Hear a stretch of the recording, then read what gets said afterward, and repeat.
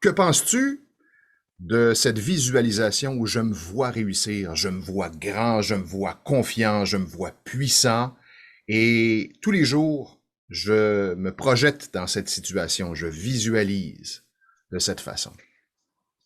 La loi de la manifestation. Et Oui, voilà. j'ai beaucoup travaillé avec à l'époque, avant les Peak States. Il y a des choses qui ont marché, et puis il y en a d'autres, par exemple sur l'abondance, en l'occurrence, qui marchaient absolument pas. Et Et j'arrivais pas à pourquoi? comprendre pourquoi. Voilà.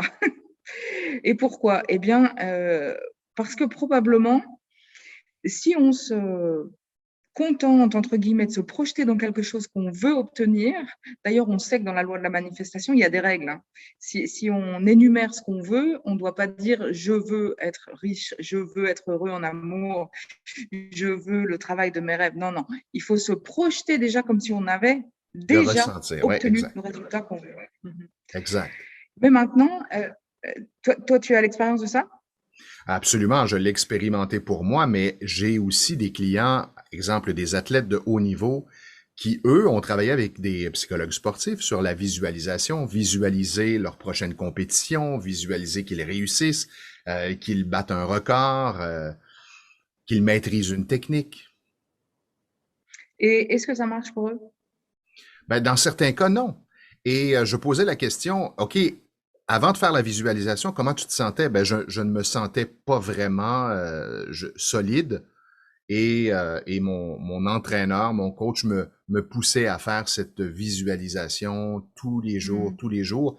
Et je vivais comme une espèce de combat interne jusqu'au moment Mhm. où je suis arrivé à me voir réussir, mais il y a une partie de moi qui n'y Mhm. croyait pas vraiment. Alors voilà, avec les peak states, ce que j'ai compris, c'est qu'on essaye dans ces visualisations et dans ces techniques où on voit, on ressent même ce qu'on aimerait obtenir. Dispenza est le roi un petit peu de la manifestation. Lui, il rajoute en fait, il met les personnes dans cet état en fait d'ouverture avec le champ quantique, le champ dans lequel le champ des possibles en fait. Et Mhm. puis ensuite, il amène les personnes à ressentir qu'ils ont déjà cette réussite. Alors là, déjà, je trouve qu'il y a un mieux parce qu'on va dans l'émotion de la réussite. Mais encore plus puissant que ça, je trouve, au lieu de se forcer à se mettre dans cet état, ce qui peut marcher quand même, et si on enlevait simplement les résistances à être dans cette réussite, en fait, au lieu d'essayer de masquer ce qui fait que inconsciemment on se dit mais je mérite pas, je suis pas à la hauteur, tout ce type de croyances qui nous limitent en fait. Alors au lieu d'essayer de les changer, dans les Pixtex, c'est ce qu'on va appeler un contournement de gènes, en tout cas au niveau Mhm. biologique, c'est ce qui peut se produire.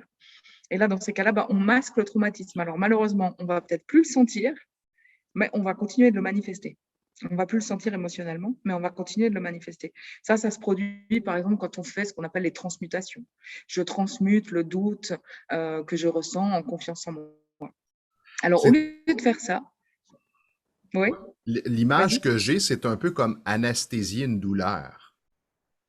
Ouais, ouais, Alors, j'ai une douleur. voilà. Ah, mais je ne veux plus la ressentir, donc je l'anesthésie. Elle demeure Mhm. encore présente. La douleur m'envoie un message. Il y a quelque chose à régler. D'ailleurs, ouais, tout à fait d'actualité avec justement les antidouleurs. J'ai beaucoup d'amis qui fonctionnent avec les antidouleurs. Il y a un petit mal de tête, un petit truc, c'est Ouais. paf, ils prennent leur petit comprimé de paracétamol ou autre. Au lieu d'écouter, c'est quoi le message que mon corps m'envoie? Bah, c'est exactement en effet la même chose. Là, l'idée, c'est d'aller écouter qu'est-ce que mon inconscient m'envoie comme message. Ah bah, c'est qu'il croit que je suis pas à la hauteur, c'est qu'il croit que je ne vais pas y arriver, c'est qu'il y a quelque chose en moi qui doute ou qui me sent trop petit pour arriver dans ce succès.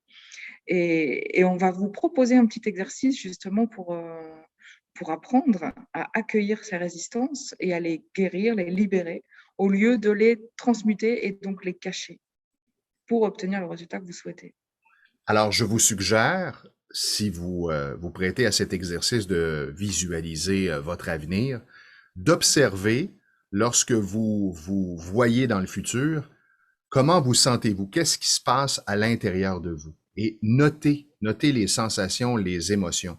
Alors justement, c'est une façon de découvrir peut-être certains blocages ou certaines émotions négatives, et de faire ce nettoyage pour vous aider à accéder à ce que vous souhaitez pour votre futur. Voilà.